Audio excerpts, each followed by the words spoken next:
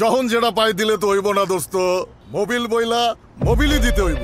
Mobil বইলা table দিলে তো হইব না। ঠিক মোবিল দিলে ইঞ্জিনে গাছ জমবো না, ক্ষয় হইব না, অতিরিক্ত গরমও হইব না, গাড়িও যখন তখন বয়া থাকবো না। তাইলে এখন থেকে সব ট্রাকে মোবিল ডেলবেক লেজেন্ডই দিমু। আসসালামু আলাইকুম ভিউয়ার্স, আপনাদের প্রত্যেকের জন্য এবং আমাদের যে নতুন স্টুডেন্ট আছে তাদের জন্য আমরা একটা নতুন কন্টেন্ট নিয়ে দাঁড়িয়েছি। সেটা হলো, দেখতে পাচ্ছেন এখানে একটা ইঞ্জিন আছে।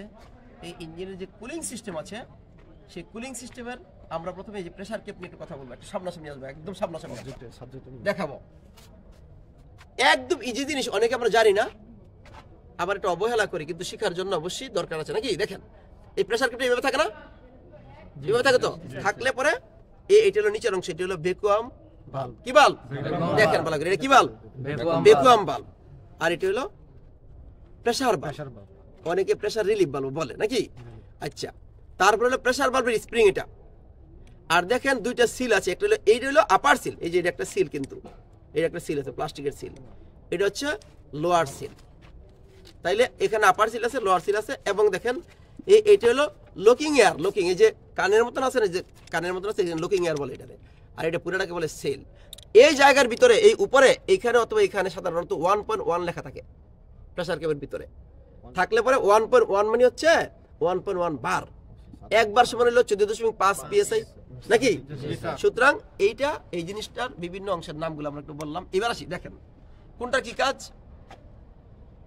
আমরা একটু বলি। যখন ইঞ্জিন চালু হয় তখন কিন্তু তার তাপমাত্রা বাড়ে। যখন বাড়বে তখন এই যে এখানে এই যে প্রেসার ভালভ আছে না, প্রেসার ভালভের মাধ্যমে, এই যে এখানে আমরা একটু আসি, প্রেসার ভালভের মাধ্যমে কিছু প্রেসার যখন একটু বেশি হবে তখন এই রিজার্ভারে চলে যায়। এটা একটা রিজার্ভার, রিজার্ভারে চলে যাবে।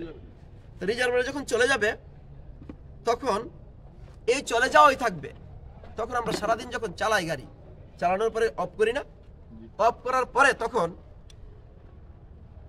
এই যে অতিরিক্ত যে পানিটা এখান থেকে চলে গেল, তাহলে কি হলো, রেডিয়েটর থেকে পানি একটু কমলো না, কমার পরে সেই পানিটা ঠান্ডা হলে পরে এই এখান থেকে আবার রেডিয়েটরের মধ্যে পানিটা চলে আসে। কিরকম আসে?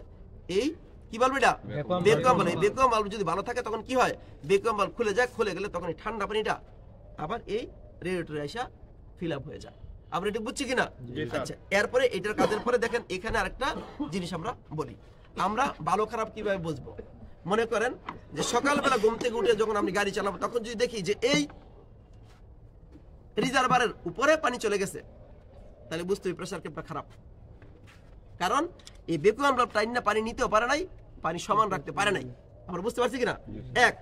দুই নাম্বার হচ্ছে, যখনই দেখবো যে এই আপার লেভেল থেকে নিচের দিকে নেমে গেছে পানি, তাহলে বুঝতে হবে রেডিয়েটরের ভিতরে চোরাই লিক আছে, যেটা আমি ধরতে পারতেছি না। যখন রেডিয়েটর প্রেসার দেবো তখন দেখবেন যে লিক বাড়িয়ে দেবো।